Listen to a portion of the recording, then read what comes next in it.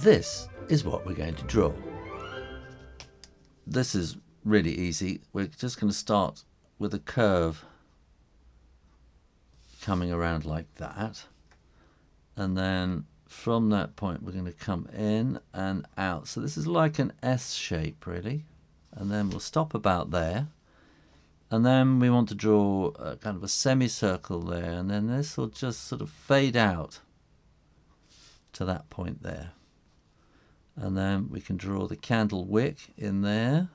This will be a bit kind of splayed at the top there, and then we can draw the top of the candle just like that. If you want, you can put a couple of flickers in there, and there you go. How to draw a candle flame real easy.